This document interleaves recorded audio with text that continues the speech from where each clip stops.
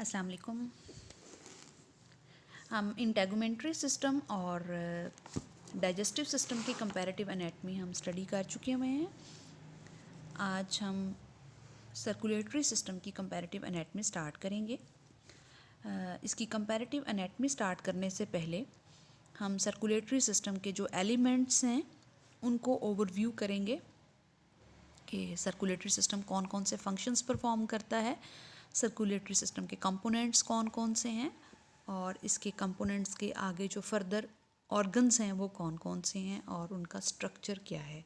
उसके बाद फिर हम डिफरेंट वर्टिब्रेट क्लासेस में, फिशेस में, एम्फीबियंस में, रेप्टाइल्स में, बर्ड्स में और मैमल्स में जो है इसकी इस सिस्टम की हम कंपैरेटिव एनाटमी स्टडी करेंगे।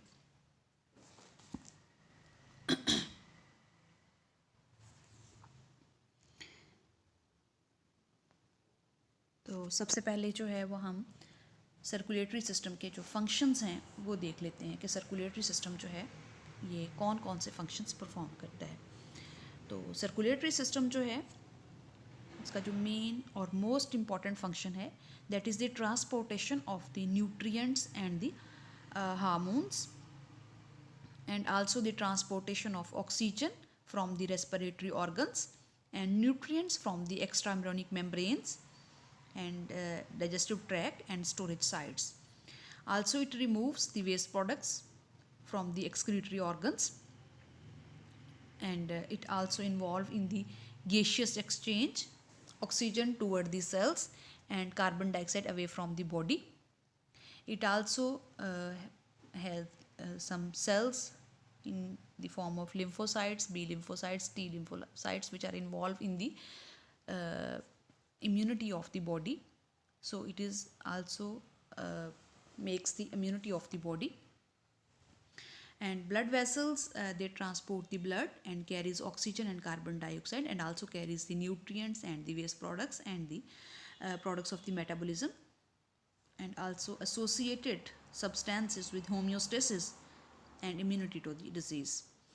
And it pumps the blood through the blood vessels. These are all the functions of the circulatory system.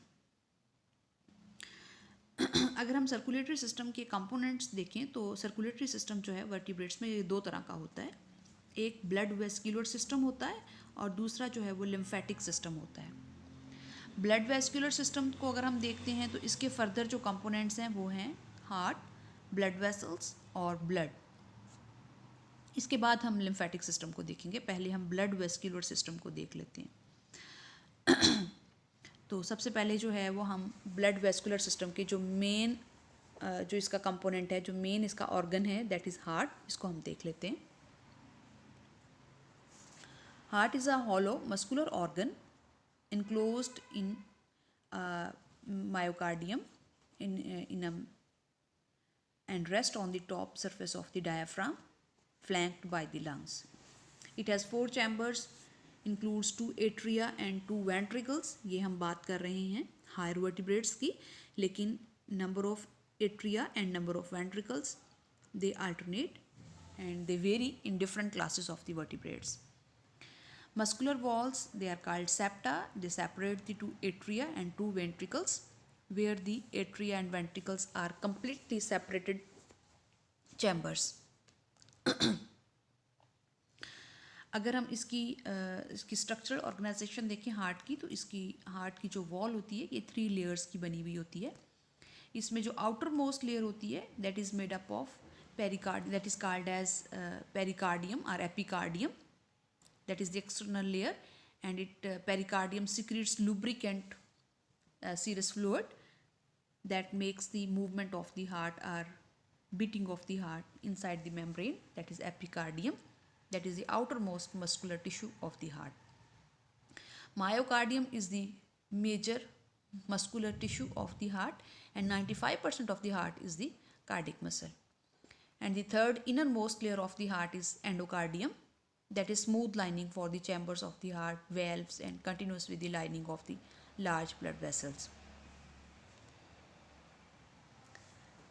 Heart performs the following functions. It generates blood pressure and also gives route to the blood, and heart separates the pulmonary and systemic circulation. Pulmonary circulation जो lungs की तरफ जा रही है और systemic circulation जो body की तरफ जा रही है. And it also ensures the one-way blood flow, and heart valves ensure one-way flow of the blood. It also regulates the supply of blood, and changes in contraction rate and forces match blood delivery to the changing metabolic needs.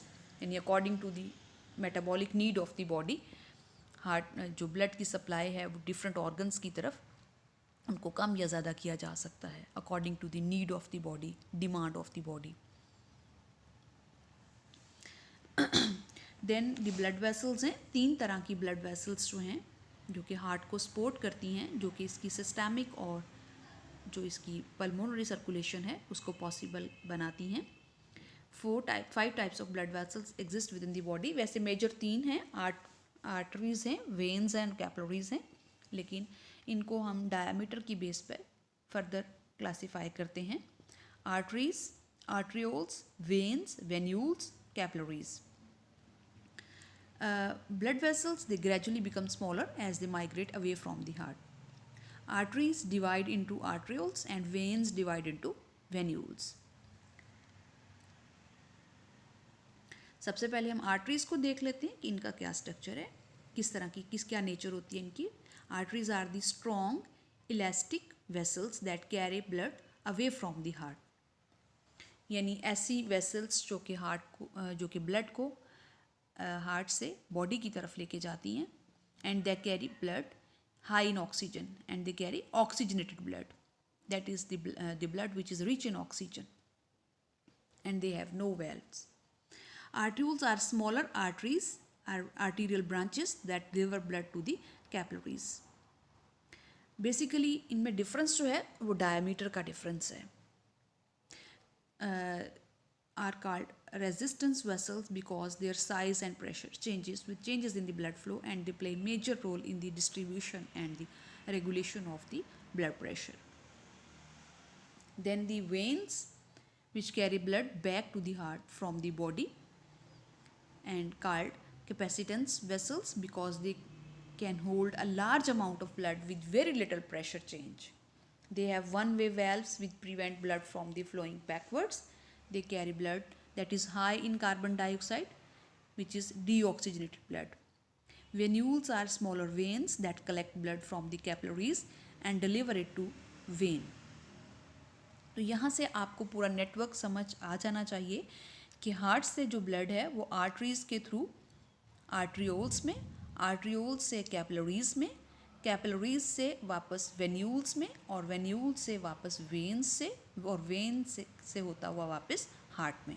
तो ये इसका blood का root होगा, pathway होगा circulation का, general pathway जो कि blood को हार्ट से बॉडी की तरफ और बॉडी से वापस हार्ट की तरफ लेके जाएगा. उसके बाद जो हैं capillaries, which are the smallest blood vessels in diameter. ठीक है, डायामीटर में स्मॉलेस्ट हैं. इसके अलावा इनकी जो थिकनेस होती है वो सिंगल सेल की होती है. That are involve in the transfer of oxygen, nutrients and gases to the cells of the body, and removal of carbon dioxide and metabolic waste away from the body, from the cells of the body. They are the sites of gaseous exchange and external respiration gas exchange between the alveoli and the pulmonary capillaries, and internal respiration gas exchange between the systemic capillaries and the tissues. तो यहाँ पर basically जो transfer होता है, जो exchange होता है nutrients का, वेस्ट्स का सेल लेवल पे, वो कैपिलरीज के थ्रू होता है.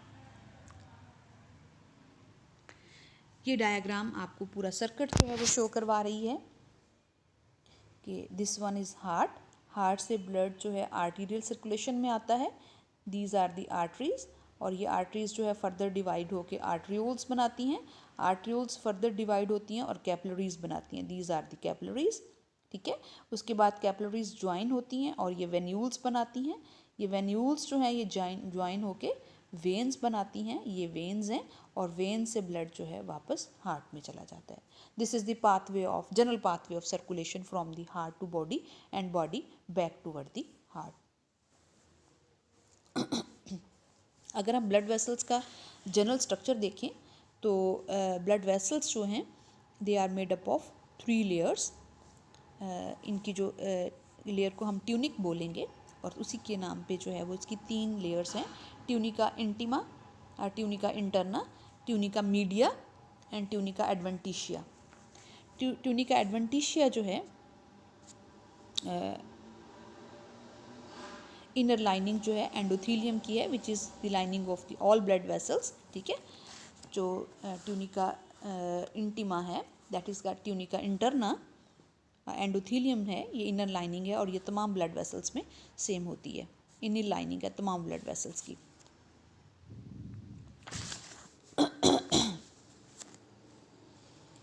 यहाँ पर इस डायग्राम में आपको जो है वो तीनों लेयर्स दिखाई गई हैं, वेन्स की, आर्टरीज़ की, और दरमियान में ये वाला जो पोर्शन है ये आपको कैपिलरीज़ वाला पार्ट दिखाया गया है, ये आपको आर्टरी का और ये आपको वेन का स्ट्रक्चर जो है वो दिखाया गया है। यहाँ पर आपको inner most layer tunica interna दिखाई गई है और मिडल लेयर ट्यूनिका मीडिया और outer most layer tunica externa जो है वो यहाँ पर शो की गई है। सर्कुलेटरी सिस्टम जो है इसमें 3 तरह की सर्कुलेशन होती है। एक सर्कुलेशन जो हार्ट की इटसेल्फ खुद की होती है, that is called as coronary circulation, the circulation of the blood within the heart. उसके बाद second one is the pulmonary circulation, the flow of blood between the heart and the lungs, यानी heart से lung की तरफ या lung से वापस heart की तरफ, दैट इज़ पल्मोनरी सर्कुलेशन। इसी तरह ब्लड का flow between the heart and the cells of the body, यानी flow of blood toward the body, from heart toward the body or body back toward the heart, that is systemic circulation. तो 3 तरह की circulation जो है वो blood vascular system में होती है, कोरोनरी सर्कुलेशन, पल्मोनरी सर्कुलेशन और सिस्टेमिक सर्कुलेशन। अब हम बात करेंगे फ्लोइंग टिश्यू की, दैट इज़ ब्लड, ठीक है। अब जो फ्लूइड जो हार्ट से बॉडी की तरफ और बॉडी से वापस हार्ट की तरफ जो ट्रांसपोर्टेशन करवा रहा है, वो fluid itself is called as blood. Blood is made up of specialized cells suspended in a liquid substance called plasma. Blood provides organs, tissues, and cells with oxygen, nutrients, gases, hormones, antibodies, and also removes the carbon dioxide and the metabolic waste from the body. And the cells which make up the blood, blood is basically the circulatory fluid within the blood vessels. And it is regarded as a tissue which has very remarkable properties. Blood जो है इसके different constituents हैं, इसमें जो है आप देख सकते हैं कि ब्लड के अंदर जो है वो प्लाज्मा होता है मेन कंपोनेंट, और दूसरा जो मेन कंपोनेंट है वो ब्लड सेल्स होते हैं। 3 तरह के ब्लड सेल्स ब्लड के अंदर होते हैं, erythrocytes commonly called red blood cells, leukocytes white blood cells, platelets are cell fragments which are called as thrombocytes. तो ये 3 तरह के ब्लड सेल्स ब्लड के अंदर पाए जाते हैं। इनको आज हम सिर्फ ओवरव्यू करेंगे, कल हम ब्लड की कंपोजिशन डिटेल में स्टडी करेंगे, प्लाज्मा की और ब्लड सेल्स की कंपोजिशन, इनका लाइफ स्पैन, इनके फंक्शंस को, इनको हम डिटेल से कल स्टडी करेंगे कल वाले लेक्चर में। आज हम सिर्फ इसको जो है वो as a overview circulatory system उसके कंपोनेंट्स के तौर पे हम इसको स्टडी कर रहे हैं। Red blood cells, they are made in bone marrow and they carries oxygen, food and body of the carbon dioxide and the waste. White blood cells, they help to fight diseases and infections by destroying bacteria and germs that enter the body made in the lymph nodes. And platelets, they help the blood to clot to prevent excess bleeding. Plasma is the watery portion of the blood and it is the 55% of the blood. यानी blood का जो most part होता है वो इसका watery part होता है, वो इसका लिक्विड पार्ट होता है, जो कि ब्लड का 55% होता है, दैट इज़ प्लाज्मा। प्लाज्मा के अंदर भी बहुत सारी प्रोटीन्स होती हैं, ठीक है, जिसमें एल्ब्यूमिन, फाइब्रिनोजिन, ग्लोबुलिन प्रोटीन्स होती हैं जो कि बहुत सारे फंक्शंस परफॉर्म करती हैं। और दूसरी जो मेन कंपोनेंट है ब्लड की वो ब्लड सेल्स हैं, जिसमें 3 तरह के ब्लड सेल्स आते हैं और ये हर तरह के ब्लड सेल्स जो हैं ये डिफरेंट फंक्शंस परफॉर्म करते हैं बॉडी के अंदर। इनको हम जो है वो डिटेल में कल के लेक्चर में देखेंगे। सर्कुलेटरी सिस्टम मैंने आपको शुरू में बताया कि 2 तरह का होता है, एक होता है ब्लड वेस्कुलर सिस्टम जिसकी अभी हमने डिटेल देखी, और जो दूसरा सिस्टम है वो लिम्फेटिक सिस्टम है। लिम्फेटिक सिस्टम जो है ये भी 3 तरह के कंपोनेंट से बना हुआ होता है। इसमें लिम्फ वेसल्स होती हैं, लिम्फ नोड्स होते हैं और लिम्फ ऑर्गन्स होते हैं। लिम्फेटिक सिस्टम का जो फंक्शन है वो क्या है? It maintains internal fluid balance and important component of the body's immune system. Lymphatic system में लिम्फ वेसल्स होती हैं which are thin walled blind ended vessels which originate in the body tissues and take lymph toward the heart। Lymphatic organs कौन कौन से हैं body के अंदर? Bone marrow हैं, टॉन्सल्स हैं, थाइमस हैं एंड स्प्लीन। लिम्फ नोड्स क्या हैं? These are special structure located throughout the body along the lymph vessels. इनका फंक्शन क्या है लिम्फ नोड्स का? They filter the lymph and act as a barrier against the infections by having lymphocytes, monocytes and plasma cells। This is the diagrammatic representation of the lymphatic system। Here you can see a lymph vessel and tissue cells and capillaries and intercellular spaces and blindly ended lymph vessel you can see here। This is all about the circulatory system and blood vascular system and the lymphatic system.